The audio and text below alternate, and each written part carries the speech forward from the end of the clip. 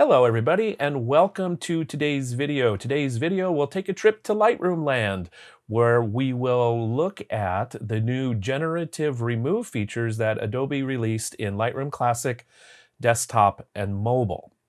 So lots of feelings potentially about removing content from your photos, and that's a whole nother conversation. I think it's a really powerful and helpful tool in certain situations. Like most tools, with great power comes great responsibility. So we'll use that as our guiding light a little bit. So here's what I'm going to do in this video. At the beginning, I'll talk a little bit about what it is and how, just some of the things to get you started. I'll show some of the tools in use. I will also share some of the limitations and things to be aware of, and then some strategies to address those. And then at the end, I will also do a little bit in the mobile app on the iPad so that you can see how that works if you're using a mobile version of Lightroom for editing your photos, because it is a little different. And then lastly, I'll share a few thoughts about this whole generative world we're living in of generative content and AI with air quotes around it. So if you're interested in that, hang around till the end.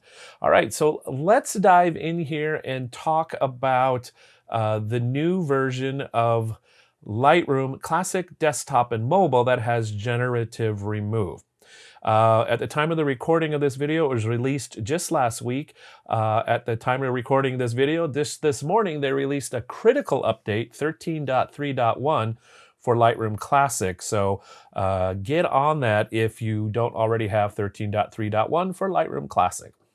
So here's what's going to happen the first time you launch Lightroom Classic after the update. I don't believe this affects in the same way Lightroom Desktop. I haven't used it in a minute, and Lightroom Mobile works a little differently as well. But the first time you launch Lightroom Classic, it's going to prompt you to update the catalog.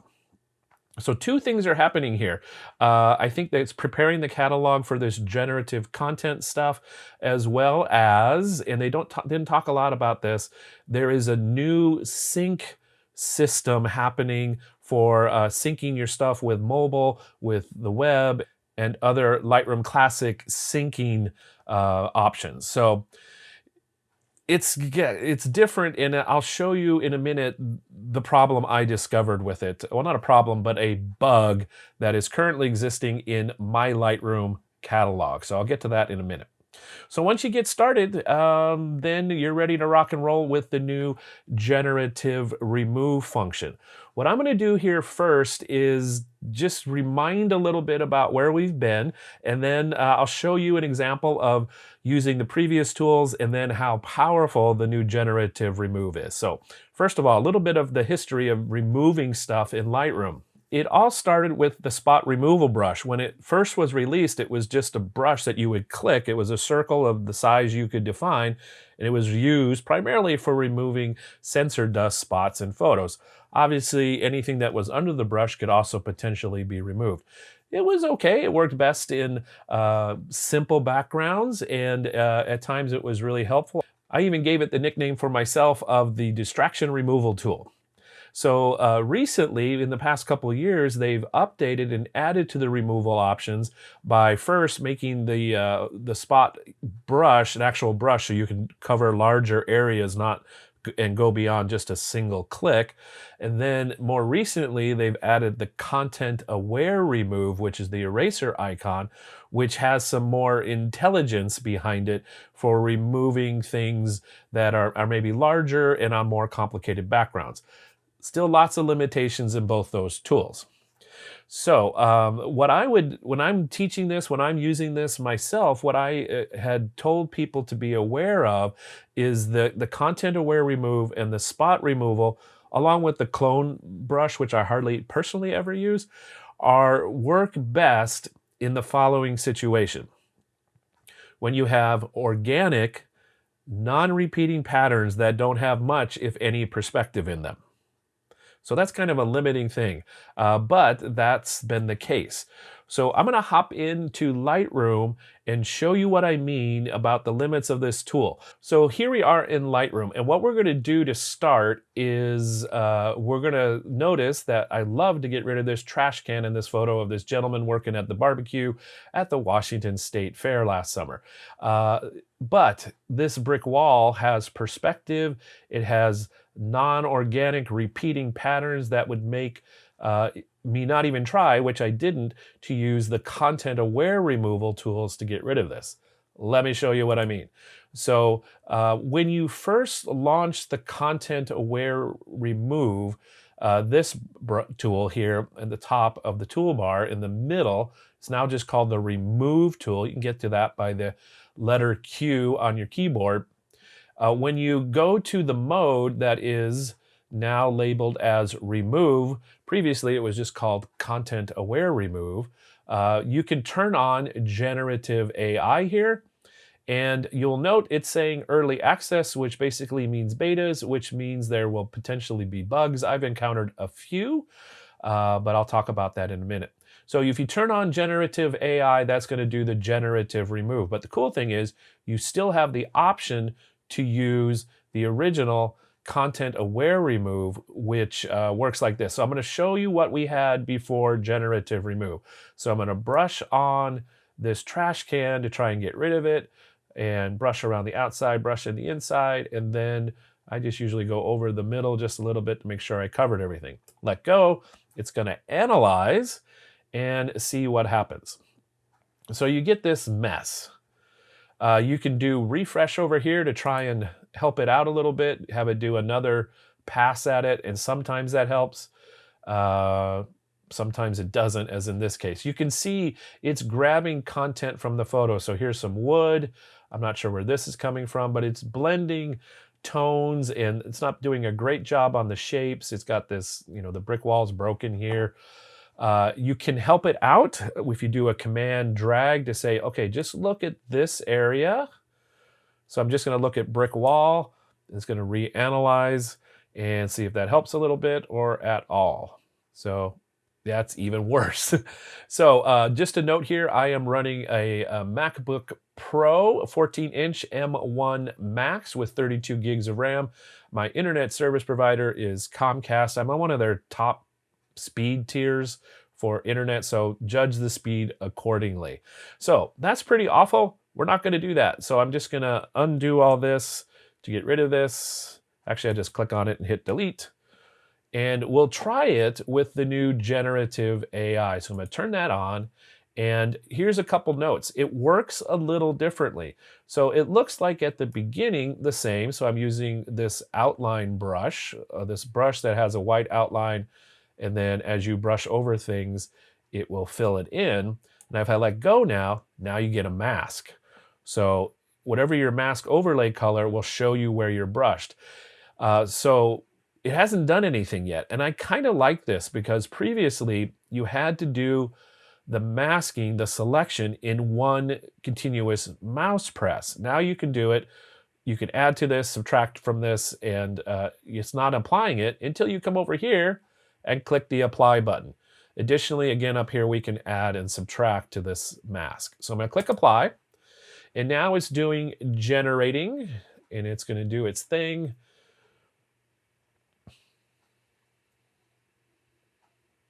And away we go. Oh my goodness, look at that difference. So this is, because I don't understand it, I call it magic. So this is pretty amazing. It somehow filled in, kept the line straight, it kept this straight, it even filled up where the trash can was overlapping this pipe here.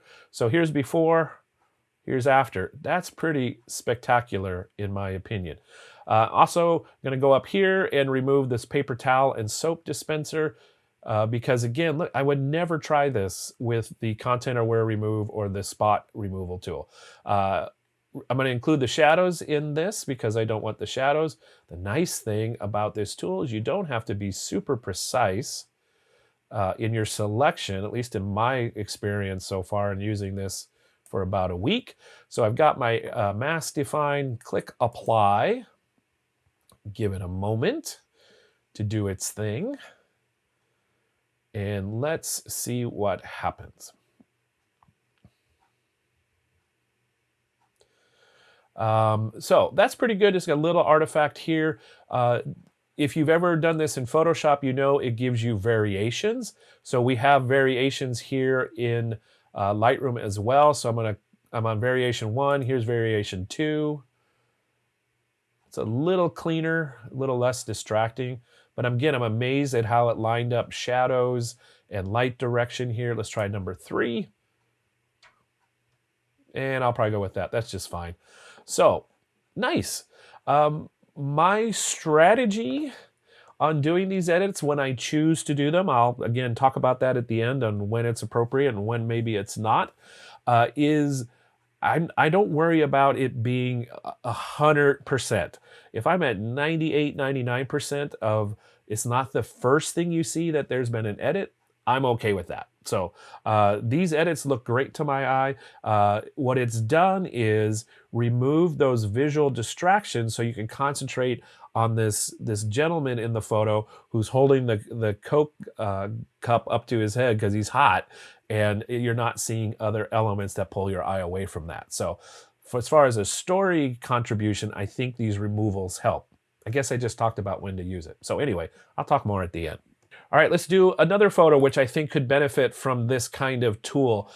So again, I've got this gentleman on his phone making a hand gesture. It's kind of cool, but I don't really want to advertise for Capital One. Anytime there's text in a photo, whether it's a language you read or not, you're going to try and read it. So that, in effect, becomes a distraction if you want people not to see the text. So again, I'm going to come over here. I'm going to do a remove here. The cool thing about this too is you can do this multiple elements at one time because you're not applying it yet. So I'm just going to come up here and do this. Again, notice I'm being kind of fast with this. I'm not being super precise. I'm overlapping. In my experiment with this tool, you don't have to be as precise as you would have had to been with Content Aware Remove or the spot removal brush. And again, we're going to get rid of this whole sign here too. Yeah, it's pretty spectacular what you can do with this. Now, obviously, my preference is to get all of this right in camera to create a composition that doesn't need this. But there are a lot of situations like street photography where you can't just spend the time to get the composition just so. So you have to follow the moment, and sometimes the moment has mess around it. So let's click apply.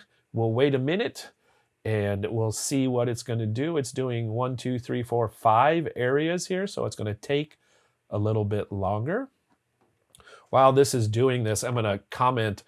You'll notice in the top right of my Lightroom Classic window where the synchronization status is showing here, it's got the cloud icon and it's got the blue processing signal around it.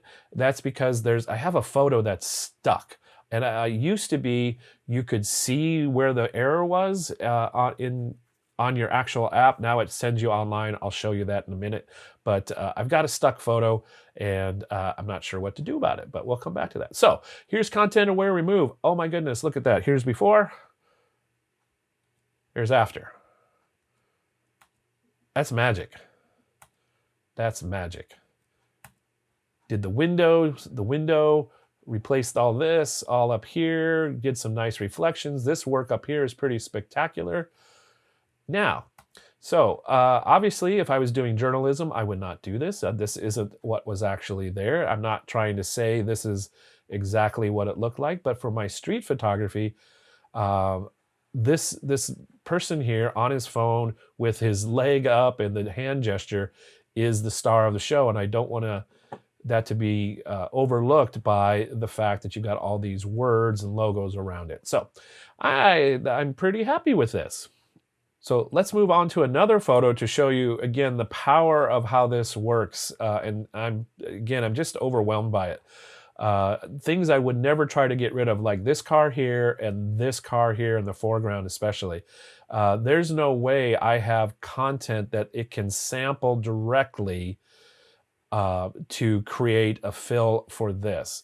You'll notice what it's doing, as it did back in this photo, is it seems to be using content that's here, and I'm not sure what the generative part is, in the sense that it's not pulling from, a third-party photo.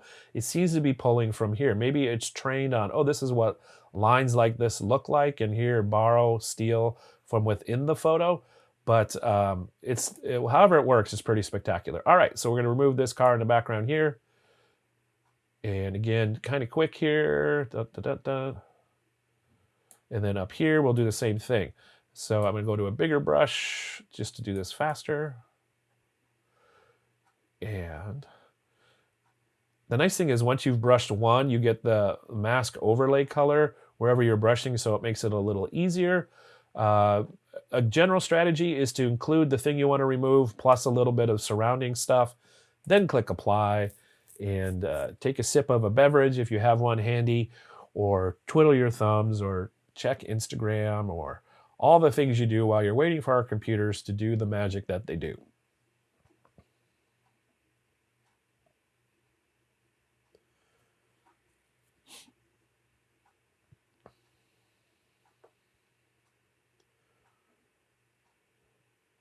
Okay, so this time when I did this demo, it didn't see, it's generated a new car. So that's where the generative comes out. It's not quite removed over here. When I did this as a demo, when I was testing this, it did fine. So here's what I'm going to do. I'm going to do it again, but one at a time. So I'm just going to delete this and delete this and start over. So I'm just going to do them one at a time. Strategy. Let's see how this works. So there's one.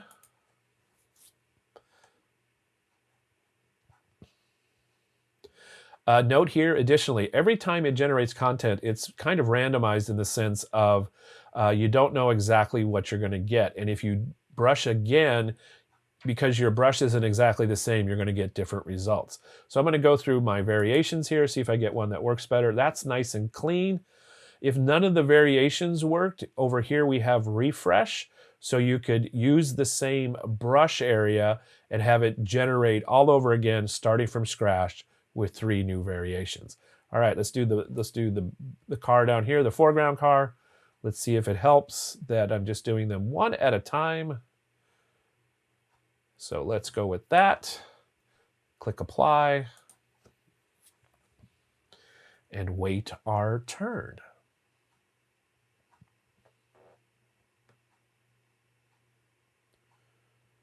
All right, it generated that car again. Another, okay, this is what they call an AI hallucination. That's a mess. That's a mess. Let's see if we get another one. That's even worse. So when I did this yesterday, it worked fine. So I'm not sure what's happening now. Again, welcome to the training wheels, the early access of generative remove. I'm going to try one more time for fun, because maybe the third time's a charm. So I'm going to delete that. This time I'm going to try object aware. I'll show you where that works also, how that helps in another situation, at least it did in my testing. Let's see how this works here. So I'm going to go brush, brush, brush. I'm going to include a little bit more around it this time. Sometimes just changing a little bit helps it. All right, so we're going to let go. This time with the object aware, what it does is it senses the object as best it can, plus the area it thinks it will need to replace it. So I've just started experimenting with that, and in a certain use case, which I'll show you next, it really made a difference. Let's see if it helps here. Ta-da! That's pretty good. Again, I'm not sure where this came from. So this is, again, the generative part. It's bringing in something from a photo that isn't this photo, and I don't know where it came from, so your mileage will vary. Interesting. It added a planter here where she's going to run into if he keeps going. Let's try variation 3. I'm going to do refresh, see if we get one more better look at things. So yeah, at some point you got to figure out if this is worth it or not with the extra time. I'm spending the extra time mostly to show you how this works and sometimes how it's frustrating. And when it works, it's magic. It's magic. And when it doesn't work, it's a little frustrating. There we go. That's not bad. That's pretty good. We got some stray kind of bits of grass type here, but again, that's not immediately noticeable, and I could probably try and get rid of those if I wanted to. But it's done all the expansion joints in the concrete. It's added leaves down here in the gutter. It's added the road. Again, I think that's kind of magic. Now, it took a little bit longer than I would like, but it also let me stay inside of Lightroom, so I didn't have to hop into Photoshop to do this and then have a second image with different edits potentially. So there you go. All right, let's do now this image. So on this image, I don't mind this pole here. It makes sense in the scene, but I was curious if I could be able to get rid of it. So I'm going to turn off Object Aware for now to start, because that's how I first did this. And watch what happens when you do that. At least it did when I did this a couple times previously. We'll see if what we get this time. Again, every time you do this, you will get different results. Notice what I do is I go over the inner part just an extra time just to be sure I covered everything. All right, we've got our mask. Let's hit apply and see what happens.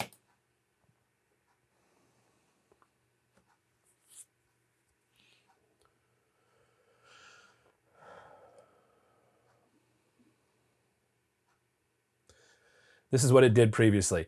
It didn't remove the pole, it put a different pole in its place. So that doesn't quite accomplish what I wanted. So for generative remove, it's doing a whole lot of more generating than removing.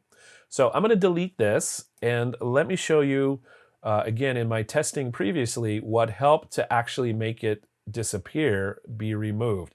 If you click on Object Aware, that seems to help both in making the selection. You still got to guide it at first. You tell it, this is the thing I want. And then by turning on Object Aware, my assumption is it's saying this is the thing to pay attention to.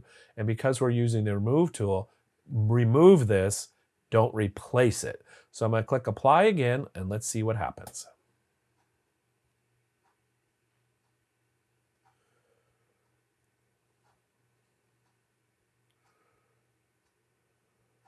Ta-da! That's pretty amazing. Let's try a different variation. It's even added bird poop streaks here. You can see a little bit where the line is, just the teeniest of bits, but again, it's not the first thing you see. And I'll go to variation 3. That looks pretty clean, and we'll call that good. So that's pretty spectacular. Again, for if you wanted to remove something from a photo, this tool does it really well, has the capacity to do it well. The more you learn about how this tool works, specifically on the types of photos and the types of edits you want to make, you'll learn these little strategies that'll help you make it work the way you want. So I hope that's helpful so far. As always, if you have some questions, please leave them in the comments below. Again, as of the time of recording this video, this feature has only been out for a week, and I've played with it just a little bit, but so far I'm pretty impressed. Might be a whole bunch of re-editing photos in my future just to remove some of those little tiny things that I knew were going to be extra work in Photoshop that I didn't think was worth the bang for the buck.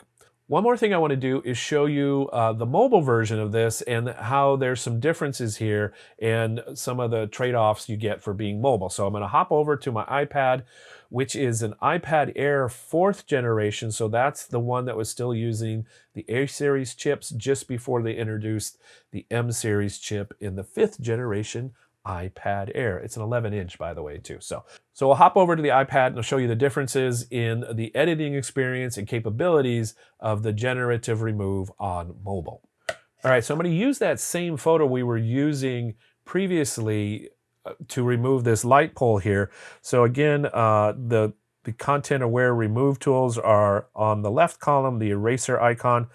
You can see our controls are a little different. We have a lot less options. I do have generative AI turned on here. It is in remove mode. I have size set here. And again, I'm just going to brush on the light pole I want to get rid of. using my handy Apple Pencil instead of my fat finger. So this one is different. Notice I didn't have the option to add to the mask, subtract from the mask. As soon as I release my finger or my pencil, it starts connecting to the cloud and doing the removal. So again, we've got the pole. We've got a different pole this time than we had before. We do have the option to refine over here on the left. I'm going to tap on that, and we do have variations. Notice we don't have refresh, and we also didn't have the object detection option. So this in mobile is more limited. I'm not 100% sure, to be honest, if maybe my limit is because I'm not using the latest Apple Silicon in my iPad. So stay tuned. If I'll do an update later on, or a note, a comment on this, if I find that's to be the case, that there are more options available if you have Apple Silicon in your iPad than what I currently have. So some of these situations, again, on mobile will not work as expected. It's not really removing, it's replacing with a different light pole, which isn't what I want. So other than that, though, it works the same pretty much in Lightroom Mobile. Again, I'll show you one of the other situations where it works really well. So again, to this photo we edited earlier, I'll just do the trash can here, but it'll do a nice job here on this in mobile. And it's going to do its thing.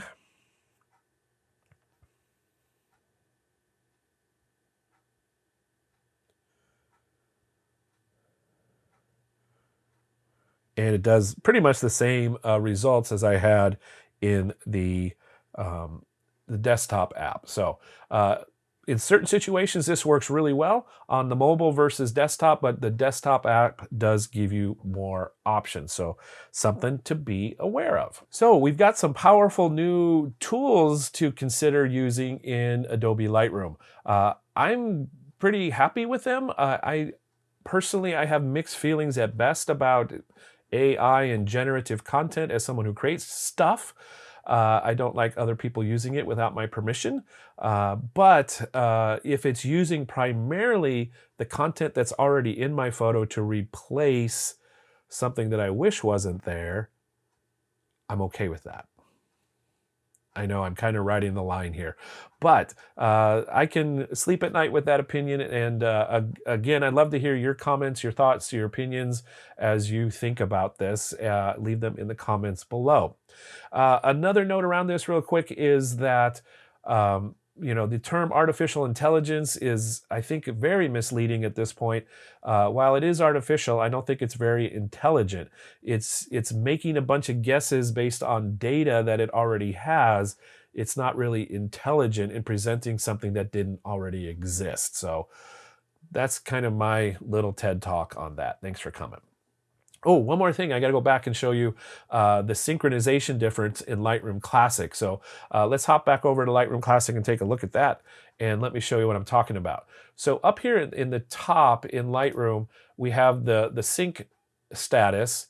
And right now it's showing the blue continuous I'm trying to sync. So if I click on that, it says it's syncing one photo. And it's been doing that for ages. So I know there's a problem. And previously there were ways around addressing this.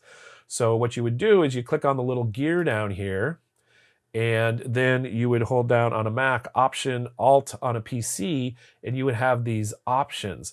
In the previous version over here, it said don't do a rebuild of the rebuild sync data unless Adobe tells you to specifically. I noticed they have removed that note in 13.3.1 in Lightroom Classic.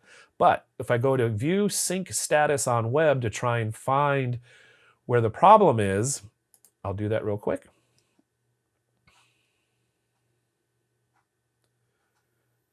And you'll see it says there's no photos with problems. So that's not super helpful. I'm not sure what I'm going to do about this. I might check the forums and things, but for right now, I have one photo that's stuck. Usually it's metadata issues that get stuck.